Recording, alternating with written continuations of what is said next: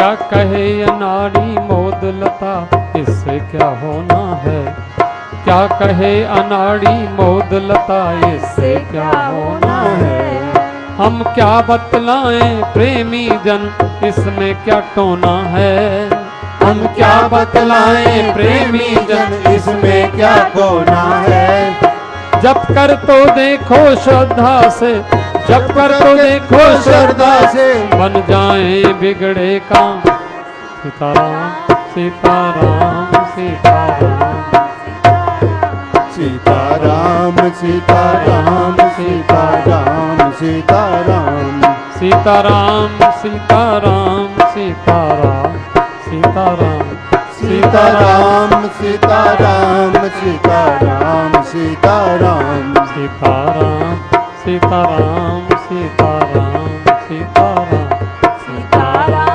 सीताराम सीताराम सीताराम सियावर रामचंद्र भगवान की जय। सच्चियां जोतां वाले माता जी थोड़ी सदा ही जय।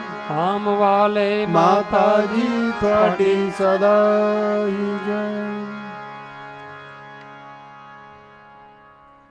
श्री दुर्गा मंदिर में आज विजयदशमी की सभी को हार्दिक बधाई। विजयदशमी भगवान श्री राम की विजय। हम लोग ऐसा कहते हैं कि असत्य के ऊपर सत्य की विजय, अधर्म के ऊपर धर्म की विजय। तो आज के दिन भगवान श्री राम ने विजय प्राप्त की और रावण का वध किया। सारे संसार में बड़ी कथा प्रसिद्ध है, राम और रावण का युद्ध। कहते हैं गगनम गगनाकारम सागरम सागरोपम, राम रावणयोर युद्धम राम रावणयोरिव। आकाश की किसी दूसरी वस्तु से उपमा नहीं दी जा सकती। गगनम गगनाकारम, आकाश तो आकाश के ही समान होता है। आकाश की तुलना भला किससे देंगे। और सागरम सागरोपम, सागर की तुलना किसी से दी जा सकती है। तो सागर के ही समान होता है। आकाश आकाश के समान है, सागर सागर के समान है। कई बार हम लोग तुलना दे देते हैं वो उसके समान है, लेकिन गगनम गगनाकारम सागरम सागरोपम, ऐसे ही राम रावणयोर युद्धम राम रावणयोरिव, राम और रावण का युद्ध। ये तो राम और रावण के युद्ध के ही समान है। इसके समान कोई दूसरा संसार में युद्ध हुआ भी नहीं और होगा भी नहीं। इसलिए राम और रावण के युद्ध की कथा संसार में बड़ी प्रसिद्ध है। और एक हमने कथा पढ़ी थी, आप लोग ध्यान से सुन लीजिए तब तक। बड़ी सुंदर एक दिव्य झांकी भगवान श्री राम जी की सुंदर चरित्रमयी झांकी आप दर्शन करेंगे। तो मैं एक साधना की महिमा बताना चाहता हूं। भगवान श्री राम जी की महिमा, एक मैंने कथा पढ़ी भक्तमाल में कि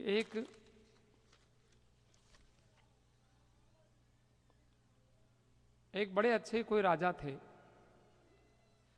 लेकिन एक और हम लोग देखते हैं कि भगवान श्री राम राजा हैं तो रावण भी राजा है, दानवराज दैत्यराज रावण। लेकिन एक इस प्रकार के भी राजा हो सकते हैं, रावण के शासन को सब जानते हैं। रावण ने शंकर भगवान की उपासना की और शंकर भगवान की उपासना करके शंकर भगवान से ऐसे वरदान पाए कि भोले बाबा ने उसको इतना शक्तिशाली बनाया कि वो देवताओं के ऊपर भारी पड़ गया। ऐसी कथा मिलती है, सुनते हैं कि पवन देवता उसके घर में झाड़ू लगाते हैं, अग्नि देवता भोजन बनाने का काम करते हैं, वरुण देवता उसके घर में पानी भरते हैं। और रावण इतना अभिमानी हो गया, जब कोई व्यक्ति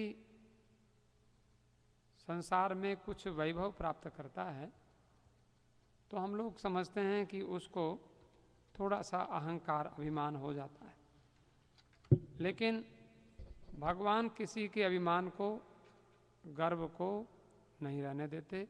भगवान उसके गर्व को नष्ट करते हैं।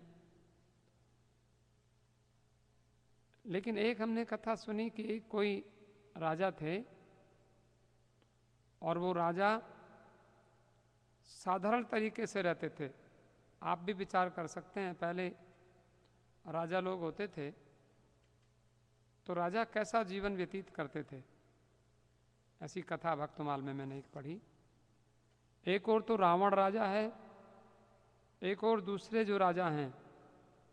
एक राजा भगवान का भजन करते हैं, साधन करते हैं, उनके मंत्री लोग राज्य चलाते हैं, राजा न्याय करते हैं, और उनके घर में साधारण रहन सहन होता है।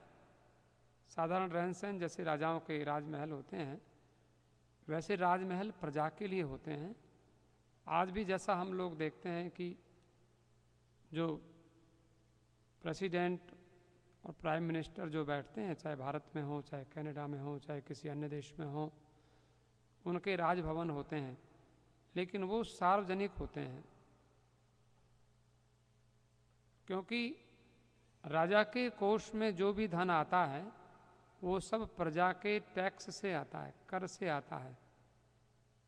राजा के लिए कालिदास जी ने रघुवंश में कहा है कि प्रजानाम एव भूत्यर्थम शताभ्य बलिमग्रहीत सहस्र गुण्यमुत्र सृष्टुम आदत्ते ही रसम रवि।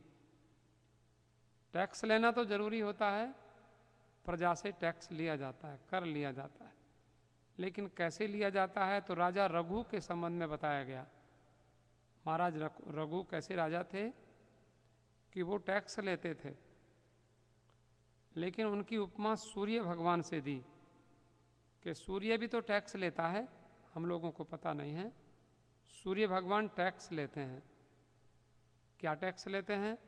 सूर्य भगवान अपनी किरणों से धरती के पानी को खींचते हैं, समुद्रों से पानी खींचते हैं, लेकिन करसत काहू ना लख्यो, बरसत तो सब ही लखो, करसत लख्यो न कोय। और कहते हैं कि जब सूर्य भगवान पानी खींचते हैं तो कोई भी समझ नहीं पाता कि सूर्य भगवान पानी खींच रहे हैं, क्योंकि उनकी असंख्य किरणें होती हैं। करोड़ों क्या, अरबों खरबों, जितना भी कम कहा जाए उतनी कम, इतनी किरणें होती हैं सूर्य की, और वो पानी खींचती रहती हैं। किसी को पता भी नहीं चलता कि पानी जाता कहाँ है। लेकिन जब सूर्य भगवान वर्षा करते हैं बादलों के रूप में, क्योंकि वर्षा में सूर्य का सबसे बड़ा सहयोग है। सूर्य पानी खींचते हैं, गर्मी पड़ती है तो गर्मी के बाद वर्षा होती है, गर्मी नहीं पड़ती तो वर्षा भी नहीं होती। तो सूर्य नारायण जल खींचते हैं और उसको अनंत गुना करके बरसा देते हैं। और ये भी है कि खारा जल लेते हैं और मीठा जल बरसाते हैं। जो समुद्र का जल सूर्य नारायण खींचते हैं वो तो न पीने के काम का होता है, न खेती के काम का होता है, न किसी स्नान आदि के काम का होता है, लेकिन जब वह वर्षा में आप बरसाया जाता है तो वो सब काम में आ जाता है, मीठा होता है, खेती भी उससे हो जाती है।